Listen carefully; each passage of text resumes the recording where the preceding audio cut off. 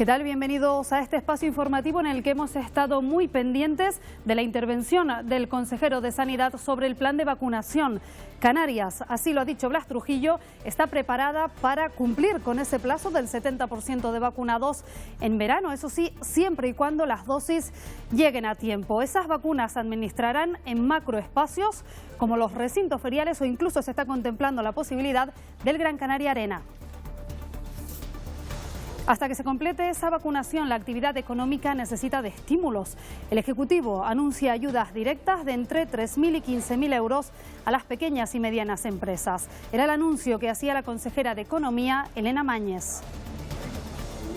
El nacionalista Narvay Quintero es nuestro invitado de esta semana, con quien hemos abordado, entre otros asuntos, la situación de los migrantes que llegan a Canarias y de los campamentos que ya se están preparando para acogerles.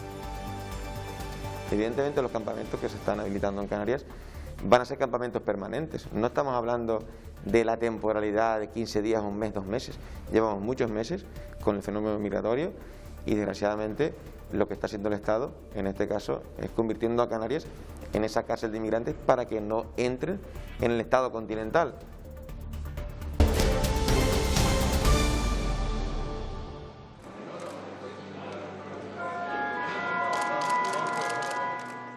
Es mi pueblo de referencia, donde siempre voy. Siempre que voy al Hierro, voy a Isora. Mis abuelos son de Isora, mis padres son de Isora. Y bueno, tengo los mejores recuerdos. Mi infancia la pasé en Isora, aunque mis padres se mudaron para Timijiraque, para la costa, cerca del puerto de Astaca, pero yo todos los veranos estaba en Isora. Desde muy pequeño me gustaba la informática, siempre. Mi abuelo me compró mi primer ordenador, el Commodore 64, aquel que había que enchufar la televisión, no me acuerdo perfectamente. Y siempre me gustó, con lo cual estudié informática y después también administrativo de dirección de empresa, bueno, porque era un poco una salida a lo que yo pretendía, ¿no?, de crear mi propia empresa de diseño gráfico e informático. El Senado me dio una visión completamente global de lo que era España y Europa, incluso, y ver las perspectivas de las comunidades autónomas desde la Cámara Alta, ¿no?, y eso ha sido muy importante en mi vida política, pero también la época de concejal, donde estábamos día a día con todos los vecinos del pueblo, es muy entrañable. A mí y a mis hijos nos gusta el mar, disfrutamos mucho con el mar, ellos cogiendo olas y yo no sé mucho, pero bueno, les intento enseñar, y también por el monte. Me gusta mucho caminar, ir en bici por el monte, ir en monopatín, y les encanta esas dos facetas. También les gustan mucho los animales, y con lo cual también lo llevo mucho a ese pueblo de Isora para que vean los animales, las cabritas, las ovejas, y les encanta mucho. De hecho, en este verano han tenido como de mascota una cabrita pequeñita, todavía la tenemos.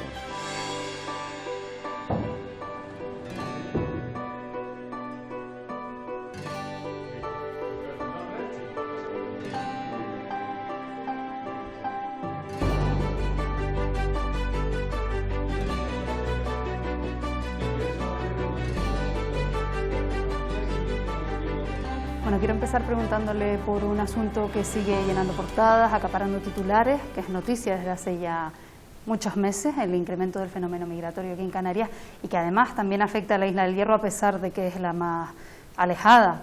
362 de estas personas están ahora mismo en la isla y me gustaría saber de qué manera se convive con ellas, cómo es la convivencia diaria, sobre todo teniendo en cuenta que, por ejemplo, la Fiscalía está en estos momentos investigando lo ocurrido en otras islas, donde se han difundido supuestos mensajes xenófobos, donde se ha elevado el tono en relación a este fenómeno, a esta situación.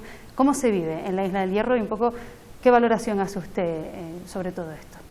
Canarias ahora mismo y el Hierro estamos soportando un número de migrantes demasiado elevado. La Isla del Hierro, con más de 360 en la actualidad, no puede soportar este número de migrantes. Es imposible, no tenemos infraestructuras por dos sentidos. Uno, no se están garantizando los derechos de estas personas, de los migrantes, en ningún caso. Están localizados en 6 ubicaciones completamente diferentes. No se les deja salir, todavía se les tiene en cuarentena. Hay incluso una duda de por qué todavía están los 362 en cuarentena, cuando hace algunos de ellos llevan ya casi 2 meses en la Isla del Hierro. Están en infraestructuras del Cabildo principalmente, pero que no están preparadas y el Hierro no puede asumir esta cantidad de migrantes. Y es evidente que ha habido una muy mala gestión por parte del Gobierno del Estado, que es quien es responsable, pero también una muy mala coordinación entre el Gobierno de Canarias y el Gobierno de España. Al final, lo que se anunciaba hace muchos meses atrás se está convirtiendo en una realidad, es decir, nos han dejado solos, quiere convertir a Canarias, o están convirtiendo a Canarias en la actualidad en una cárcel para migrantes, y al final Canarias no puede soportar esta presión social. Cáritas y Cruz Roja no dan avío a atender a los migrantes por un lado y a las personas que desgraciadamente pues están al borde de la pobreza por otro. Esta semana se han empezado ya a trasladar al campamento que se ha habilitado en la zona de Los Rodeos, en Tenerife, y existe la tesis por parte de las instituciones principalmente de que esa situación, más que tratarse de un campamento temporal, pues quizás existe la idea o el propósito de mantenerlo en el tiempo. No sé qué opina usted sobre esto y sobre todo, usted ha sido senador, ha estado en las Cortes. Desde el Estado a 2.500 kilómetros, ¿se entiende todo lo que ocurre aquí? Son conscientes, el Gobierno de España y el Estado es consciente de lo que está pasando en Canarias. Otra cosa es que no quiere ponerle remedio y no le ha puesto remedio, son dos cosas completamente diferentes. Evidentemente los campamentos que se están habilitando en Canarias van a ser campamentos permanentes. No estamos hablando de la temporalidad de 15 días, un mes, 2 meses. Llevamos muchos meses con el fenómeno migratorio y desgraciadamente lo que está haciendo el Estado, en este caso, es convirtiendo a Canarias en esa cárcel de inmigrantes para que no entren en el Estado continental, no que no entren en Europa, como decía alguna ministra, porque en Europa ya están desde que llegan a Canarias, sino para que no entren en el continente. Y evidentemente el que estos campamentos sean permanentes, que lo van a ser, es un error de la política migratoria, porque lo que estamos haciendo es lo que dije, una presión social para Canarias, que no tenemos los medios ni estamos preparados para soportarlos. Habría que repatriarlos los que se puedan y distribuirlos no solo en el territorio español, sino también en el territorio europeo. Hay que recordar hace años, cuando pasó el otro fenómeno migratorio, que era más novedoso que ahora, estábamos menos preparados, y la coordinación que hubo entre los cabildos insulares, el propio gobierno de Canarias y el gobierno del Estado fue muchísimo mayor, incluso con colores políticos diferentes, porque eran cada uno de un color político diferente, que ahora que casi todos son del mismo color político y desgraciadamente la coordinación es nula.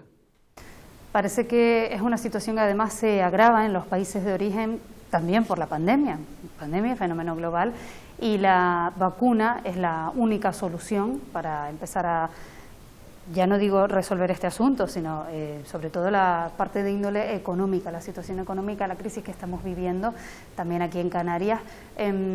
Está la Unión Europea en un tira y afloja con una de las farmacéuticas, AstraZeneca, porque parece que no hay suficiente manera de proveer de todas las vacunas que habían prometido. Están ahora con el tema de las edades. Le pregunto, primero, ¿se va usted a vacunar? Sí, me voy a vacunar cuando me toque, pues me vacunaré seguro.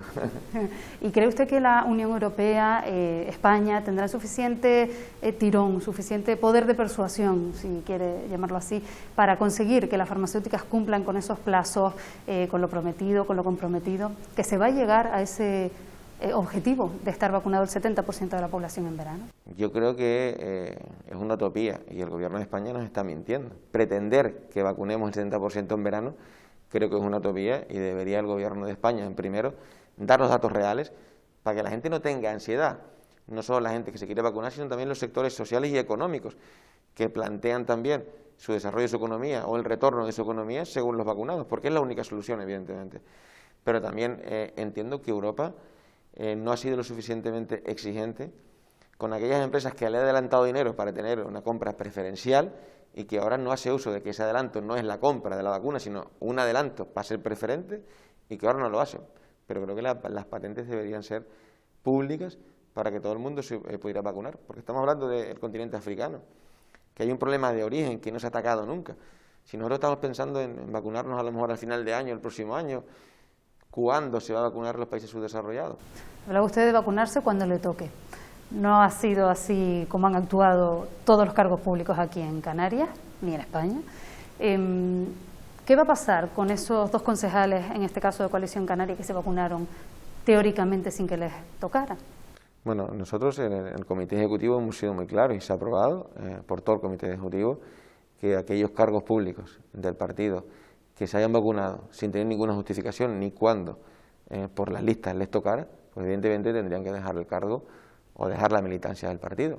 Entonces ahora estamos esperando que los cargos pues se justifiquen. Alguno de ellos dice que estaba en la lista y que fue llamado. Si así estaba en la lista y fue llamado, pues evidentemente no tenemos nada que argumentar, pero si no, sí lo haremos. Yo creo que es una falta de ética y de moral de todos los cargos públicos, de todos aquellos que se han adelantado a la vacuna.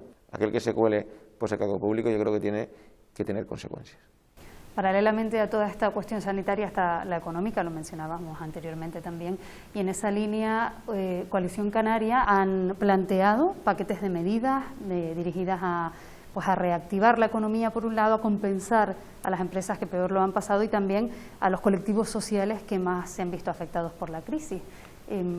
Una serie de medidas que ustedes decían que apoyaremos a las instituciones que las pongan en marcha.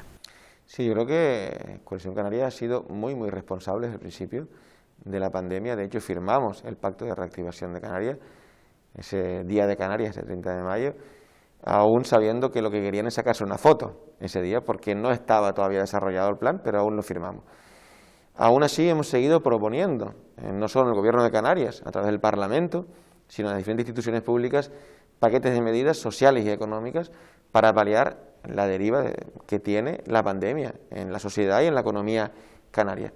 Desgraciadamente, no hemos visto que el Gobierno de Canarias haya articulado estas medidas, no hemos visto esa reciprocidad del Gobierno de Canarias para seguir colaborando. Le hemos solicitado hace mucho tiempo que reúna la mesa del Pacto de Reactivación, saber dónde se van a destinar los fondos y los proyectos europeos, de los fondos que vienen de Europa y del Estado.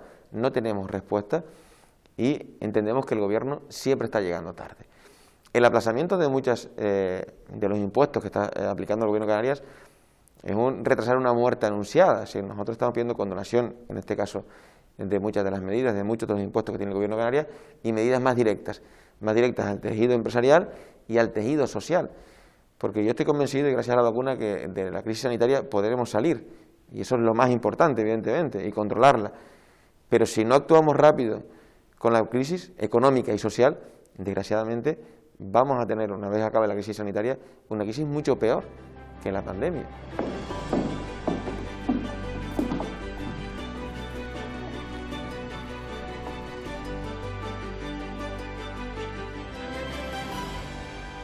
Estábamos comentando la necesidad de recuperar económicamente este archipiélago y hace 2 años ese fue el objetivo que ustedes pusieron sobre la mesa, formaba usted parte del Gobierno, consejero de Agricultura, con Fernando Clavijo, y ese fue el objetivo, que pusieron sobre la mesa para aprobar la Ley de Islas Verdes. 2 años después, casi se ha cumplido ese tiempo, ¿qué balance hace usted? ¿Ha dado resultado? ¿Ha tenido el efecto que se esperaba? Bueno, yo creo que todavía una ley de este calado, que era necesaria, todavía no se ha visto la repercusión real en la sociedad de La Gomera, La Palma del Hierro, lo que llamamos las Islas Verdes, pero era muy necesaria para poder desarrollar el mundo rural, que una explotación agraria pudiera tener incluso un hotelito al lado, que fuera complemento a la actividad agraria. Para mantener los dos teníamos que dejarlo hacer, ¿no?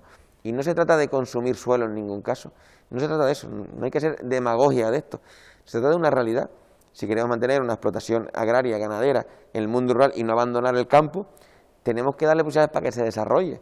Hay muchas voces a día de hoy que demandan, por parte de instituciones, por parte de, por ejemplo, el sector de la construcción, demandan una simplificación administrativa. ¿Qué opina usted? ¿Cree que esto es necesario, que es viable, que es posible llevarlo a cabo? Es muy necesario y de obligado cumplimiento por todas las administraciones públicas. ¿Pero es factible a día de hoy? Tiene que ser factible, tenemos que hacerlo factible. Hoy en día la burocracia administrativa está comiéndose al sector y al tejido productivo, al que quiere emprender. Es muy complicado para cualquier emprendedor hoy en día generar una actividad económica, para cualquier ciudadano también emprender cualquier actividad, digamos incluso hasta construir una vivienda, incluso su vivienda particular. Entonces, creo que la simplificación administrativa en todos los sentidos es necesaria y obligada. Hablábamos fuera de cámara de que la pandemia también ha tenido su impacto en los transportes aquí en Canarias, ha hecho que haya menos frecuencias porque al final la gente viaja menos. Ustedes me imagino que en la Isla del Hierro también lo están padeciendo. ¿En qué ha quedado todo el tema de los horarios, de la frecuencia? Sí, lo padecimos muchísimo en la pandemia cuando se redujeron casi a un vuelo.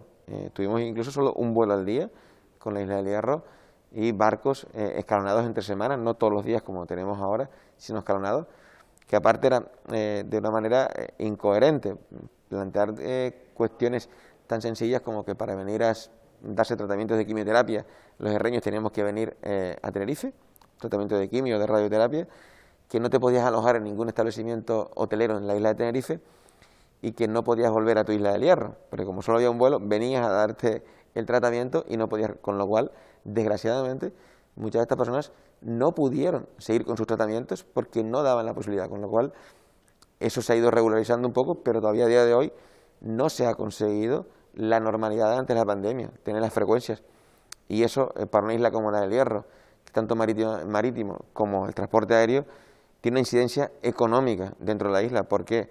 Porque los herreños y las herreñas salimos por muchas circunstancias. Es verdad que en el barco la semana pasada se volvió a tener las 6 frecuencias, 6 viajes a la semana, excepto los sábados, que es lo que teníamos antes de la pandemia. Esa parte ha sido positiva, pero el transporte aéreo todavía tenemos que recuperar varias conexiones.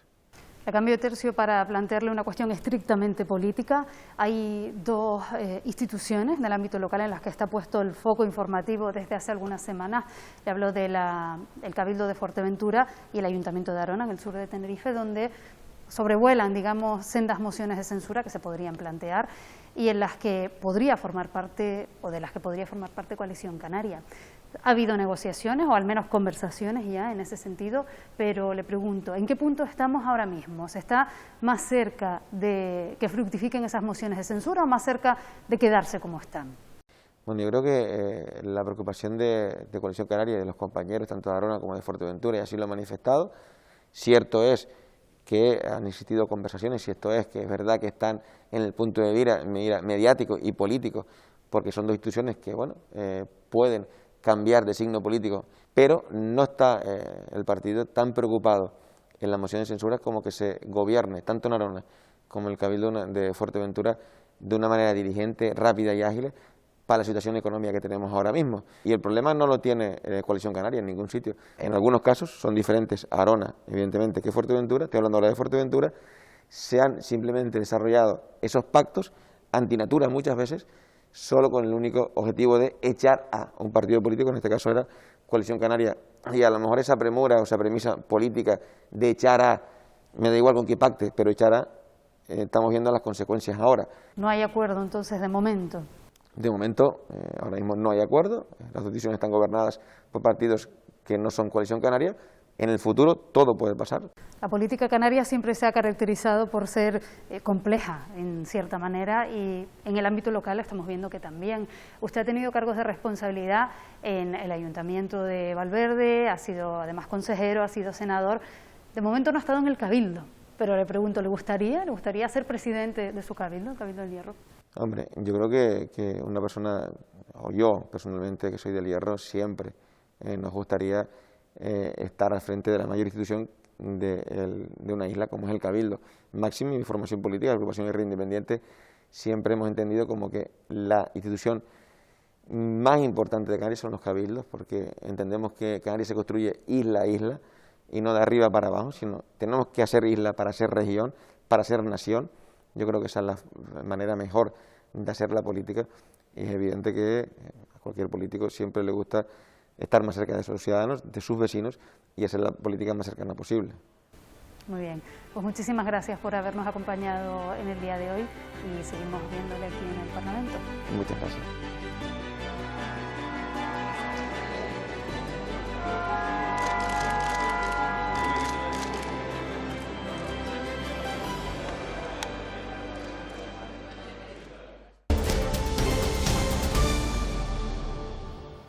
Comenzamos hablando de vacunas porque Canarias está preparada para cumplir con los plazos marcados por la Unión Europea. Se está formando al personal que las administrará. Serán 2.000 enfermeras y enfermeros y se usarán macroespacios como los recintos feriales para llevar a cabo una vacunación masiva. Así lo explicaba Blas Trujillo en comisión. En función a los ritmos de reparto de vacunas en la Unión Europea, Canarias cogerá velocidad de crucero en la vacunación a partir de abril, según el consejero.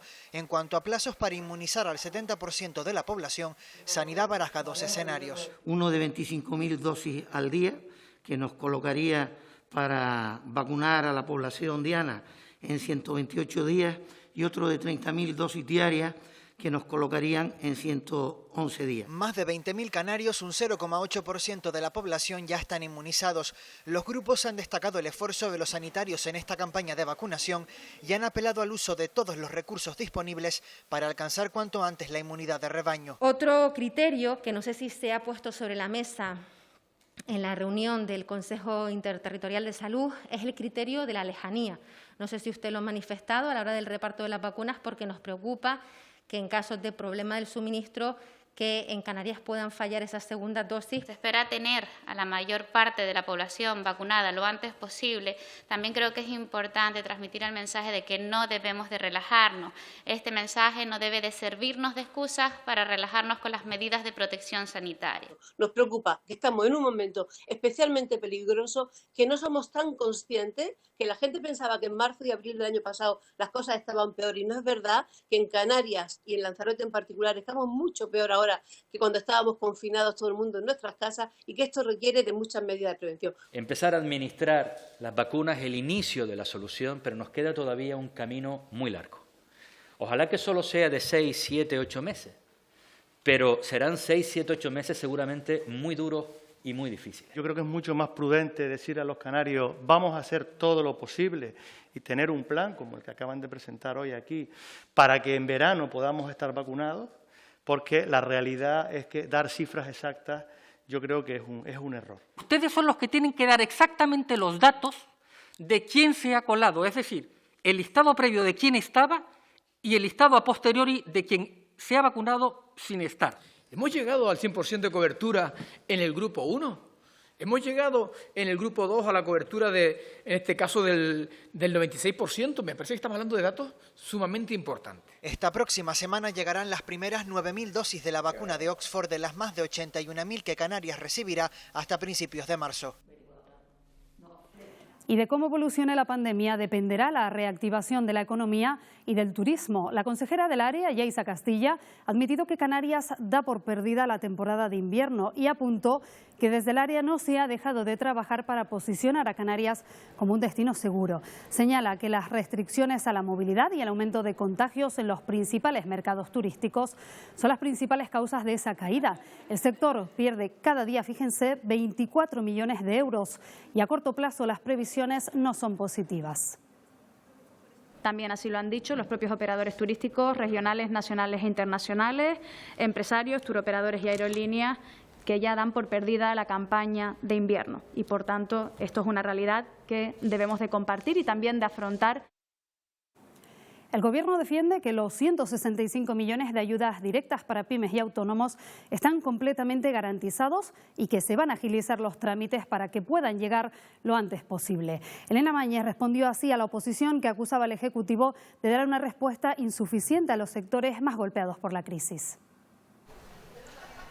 Canarias perdió el año pasado 10.000 millones de euros en riqueza, el 20% de su Producto Interior Bruto. Por eso, y ante las perspectivas que ofrece 2021, las previsiones hablan de que el año será muy complicado. Y esta gravísima situación hace necesario que se pongan en funcionamiento sin dilación alguna todos los paquetes de medidas de carácter excepcional que sean posibles. La oposición ha pedido al Gobierno más ayudas y más agilidad y rechazan el plan del Ejecutivo, que ofrece aplazamiento de deuda, retraso en el pago de impuestos y ayudas directas. En lugar de condonar y bajar los impuestos como reclama el Partido Popular y seguimos reclamando, ustedes aplazan el IGI y esto tiene muy poco alcance. Es completamente insuficiente el aplazamiento de los impuestos. Sin embargo, para los grupos del pacto son fórmulas que, aunque insuficientes, facilitan la disponibilidad de recursos. Que las convocatorias de estas ayudas directas a fondo perdido se pongan en marcha lo antes posible, pues sabemos que estarían convocadas en el primer trimestre de este año. Estos son microcréditos en una forma distinta, que generan liquidez a las empresas. Lo digo porque también hemos escuchado en estos días banalizar la importancia de estos recursos. ¿Qué hubiera sido si hubiera estado gobernando en estos momentos la derecha y la ultraderecha como lo hacen en otros lugares. Más recortes, más reformas, más sacrificio para el conjunto de la población. 400 millones de euros adicionales al presupuesto se dice pronto, pero esto lleva claramente un trabajo de fondo de negociación y de diálogo. Dice la consejera que el Gobierno se ha ido adaptando a la realidad de cada momento y que los recursos prometidos ahora se van a garantizar. Los 165 millones están garantizados o por los fondos REACT-EU o por el endeudamiento. Se van a fijar 3 tramos para repartir las ayudas. Los negocios que tengan entre un 30 y un 50% de pérdidas, los que tengan entre el 50 y el 70% de pérdidas y los que estén por encima del 70%. Serán ayudas que oscilarán entre los 3.000 y 15.000 euros en función de las necesidades de cada empresa. La falta de personal para atender las cuestiones relacionadas con la dependencia ha sido una demanda constante desde hace años. Ahora se contratará un centenar de trabajadores interinos para ese área. Además de ese anuncio, Julio Pérez abordó con sus señorías la necesidad de avanzar en una administración moderna y digitalizada. Los servicios de dependencia solicitan más personal y el Gobierno de Canarias, consciente de ello, contratará a 101 trabajadores interinos, un ejemplo de que la Administración necesita a veces a personal no fijo. 101 interinos más, porque la situación lo requiere y la consejera lo demanda. Y así se hará, cerca de 4 millones de euros para nuevo personal. De modo que el Gobierno intenta dar las respuestas adecuadas. El empleo público ha estado prácticamente congelado en los últimos años y hay un evidente envejecimiento que puede afectar a la renovación de las plazas que tiene la Administración. Comprometimos a este Gobierno a abordar desde el comienzo de la legislatura la consolidación y la estabilización de los empleados públicos de nuestra comunidad autónoma.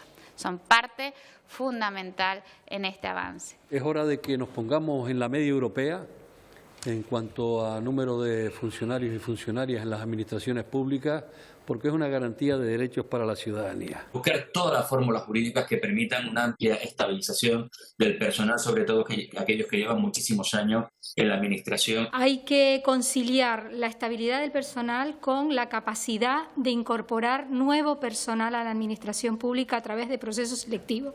La voluntad del Ejecutivo es que la estabilidad laboral sea la norma ante el problema de abuso de temporalidad denunciado por cerca de 4.000 empleados. Lo que el Gobierno viene proponiendo es un proceso selectivo adaptado que facilite a los empleados interinos y temporales la permanencia en la Administración. Pérez hizo estas consideraciones en el contexto de una comparecencia solicitada por el Partido Popular sobre las medidas para garantizar una Administración moderna. Administración moderna, ágil y transparente, como le he pedido, debe también haber detrás una buena gestión y que dé una respuesta inmediata, segura, certera y que alivie las situaciones de los diferentes colectivos. Y no está muy lejos, señor diputado del PP, la Administración en este momento. Yo creo que es un claro ejemplo, es la situación del COVID, donde se ha modernizado la Administración permitiendo el teletrabajo.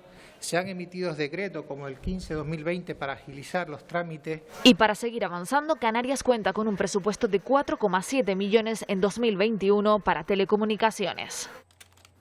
Cambiamos de asunto y hablamos de migración porque Ciudadanos propondrá en Bruselas la creación de un anexo al Pacto Europeo de Asilo y Migraciones en el que se reconozca a Canarias como la única región ultraperiférica que está haciendo frente a esta crisis migratoria. El eurodiputado José Ramón Bauzá ha comparecido en la Comisión de Estudios sobre la Unión Europea, donde también ha hablado sobre turismo y sobre la pandemia. Europa, defiende Bauzá, debe ser corresponsable del fenómeno migratorio. Lo que pasa en Canarias y en España con la inmigración, dice, debe ser asumido tanto por nuestro país como por cualquier otro Estado miembro. Es absolutamente indignante que el Gobierno de Canarias y que el Gobierno de España estén haciendo una continua y constante dejación de funciones, una pérdida de responsabilidad a la hora de ponerse firmes. Tan corresponsable es cualquier país como lo es España. Pero si el país miembro no exige corresponsabilidades, ¿quién va a venir a ayudarte si tú no le pides ayuda? En materia turística, el eurodiputado sostiene que Canarias debe tener un plan especial de turismo. Él ya propuso, asegura, un programa piloto para el archipiélago que luego pudiese exportarse a toda la Unión. Bauzá insiste en la aprobación de un certificado europeo voluntario de vacunación como fórmula para reactivar el sector. ¿Por qué no analizamos y tenemos como una oportunidad a futuro todo ese grupo poblacional de personas ya vacunadas, dentro de las cuales se pueden encontrar, por ejemplo, aquí en las Islas Canarias, pues extranjeros ya vacunados, jubilados de otros países, y que si están vacunados ya no tienen que realizar ni PCRs ni tienen que sufrir ningún tipo de cuarentena. Es decir, tenemos un grupo poblacional que puede inmediatamente empezar a viajar. Bauzá ha insistido en que Canarias debe exigir a la Unión Europea que destine partidas específicas para el turismo. Actualmente, dice, el presupuesto comunitario de manera directa no hace ninguna inversión en esta materia.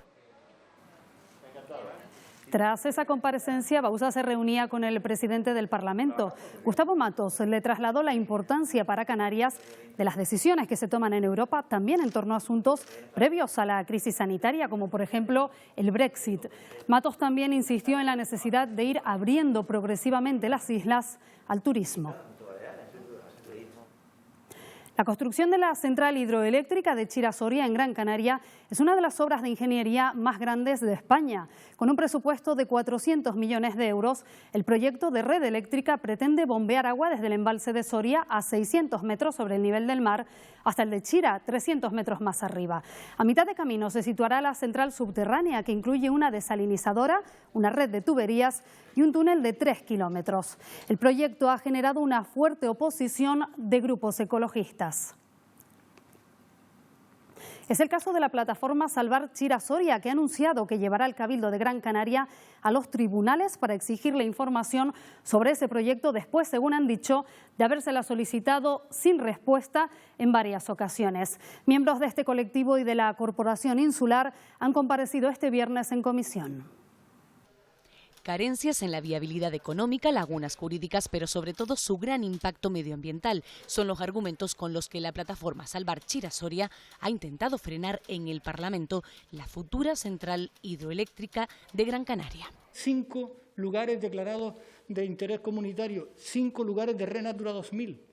Pues de esos 5 lugares hay 3 que tienen una afección directa. De toda la energía que guardamos, no podemos recuperar nunca al 100%, siempre hay una ineficiencia. En cuanto a Chira-Soria, el promotor nos dice que será en torno al 70%. ¿Quién se compra un coche sin saber cuánto consume? La descarbonización absoluta de Gran Canaria pasa, según los promotores de este proyecto, por hacer realidad Chira-Soria. A día de hoy, en esta isla, solo hay una penetración de renovables del 16%. Chira-Soria es la herramienta esencial para alcanzar una integración, una penetración del 51% mínima en el 2026. No existe alternativa. La alternativa es no hacer nada, y no hacer nada sí que tiene un impacto que es inasumible. Pedimos una reflexión acorazonada, que no ocurra otra vez. Otro Vilaflor. La plataforma exige que se busquen otras alternativas que no alteren el medio ambiente. El plan de transición energética en el que trabaja el Gobierno de Canarias contempla alimentar la red a través del autoabastecimiento con placas fotovoltaicas y con baterías conectadas a la red de distribución. No es suficiente para conseguir el objetivo de descarbonización total en ninguna de las islas. Los grupos parlamentarios se han mostrado partidarios de la construcción. Gracias.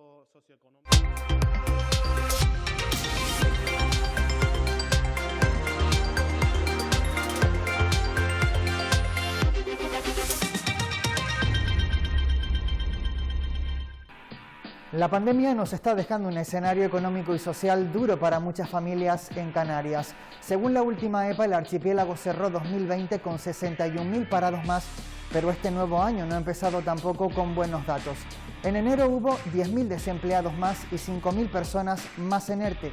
Ya son casi 85.000 los canarios y canarias que están en esta última situación. El gobierno estatal ha prorrogado los ERTE hasta finales de mayo, mientras que el Ejecutivo Autonómico ha aprobado incentivos fiscales y ayudas directas para pymes y autónomos.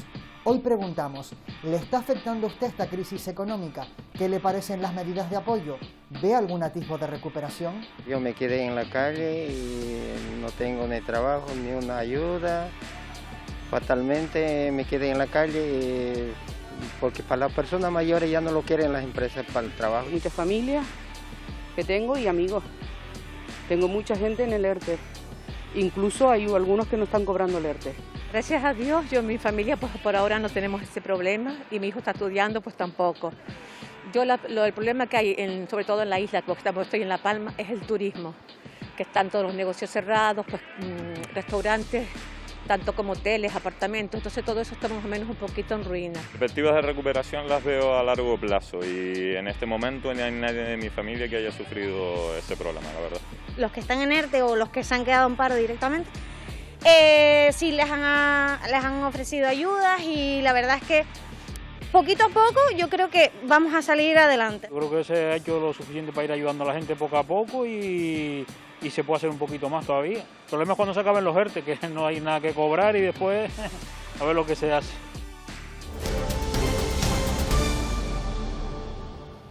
Este 4 de febrero se ha conmemorado el Día Mundial contra el Cáncer y para mostrar su compromiso con esta patología, la fachada del Parlamento ha lucido así. Durante toda la semana a partir de las 7 de la tarde se ha iluminado de verde para recordar que a pesar de la pandemia, esta enfermedad sigue existiendo. Desde la Asociación Española contra el Cáncer se hace hincapié en la importancia de la prevención y el diagnóstico precoz.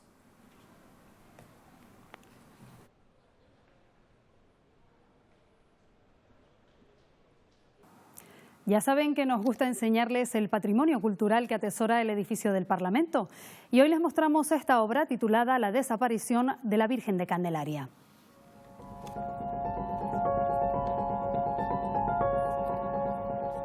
Un cuadro pintado en sus inicios por José Luis Pérez Navarro y que formó parte de la exposición que ya les hemos mencionado en otras ocasiones, Límites de Expresión Plástica, que se inauguró en el Colegio de Arquitectos de Santa Cruz de Tenerife en 1985. Navarro ha expuesto su obra en galerías de Madrid, Nueva York o Milán.